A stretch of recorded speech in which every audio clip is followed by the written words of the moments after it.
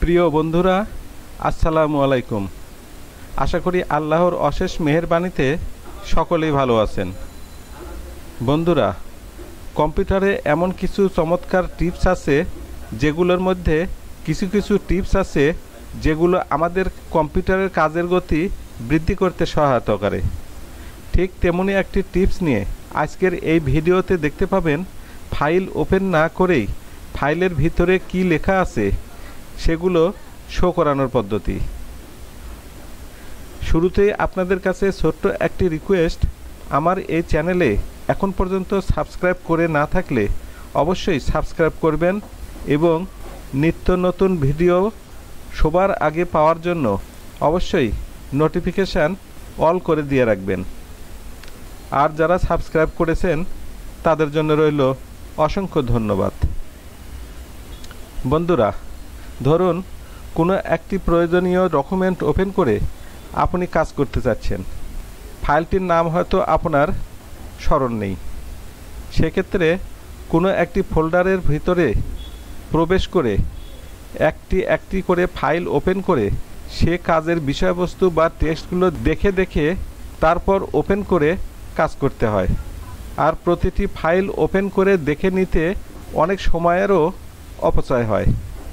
তবে আজকের এই পদ্ধতির মাধ্যমে আপনি ফাইল ওপেন না করেই ফাইলটি নির্বাচন করে ফাইলটির প্রিভিউ টেক্সটগুলো দেখে নিয়ে ওপেন করে কাজ করতে পারবেন। তাহলে চলুন কার্যক্রমটি শুরু করা যাক। কার্যক্রমটির জন্য প্রথমে এই দিস পিসিতে ডবল ক্লিক করে যে কোনো একটি ফোল্ডারে প্রবেশ করুন। আমি এখানে মাই ডকুমেন্টসের ভিতরে এই test1 নামক ফোল্ডারের ভিতরে প্রবেশ করলাম, যেখানে বেশ কিছু বিভিন্ন টাইপের ফাইল শো করছে, যেগুলোর মধ্যে text file, work file, image file ইত্যাদি রয়েছে। এবার এই ফাইলগুলোর ভিতরে কি টেক্সট লেখা আছে সেগুলো ফাইল ওপেন না করেই দেখতে চাইলে কিবোর্ড থেকে অল্টার কি চেপে ধরে পি প্রেস করুন। এবার লক্ষ্য করে দেখুন ডান পাশে টেক্সট প্রিভিউয়ের জন্য আরেকটি উইন্ডো হাজির হয়েছে।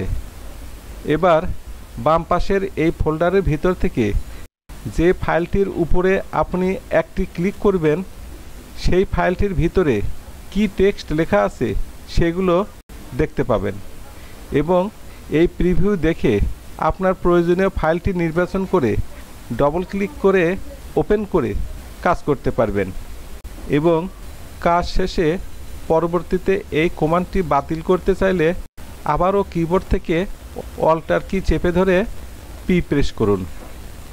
আজকের ভিডিও এই পর্যন্তই।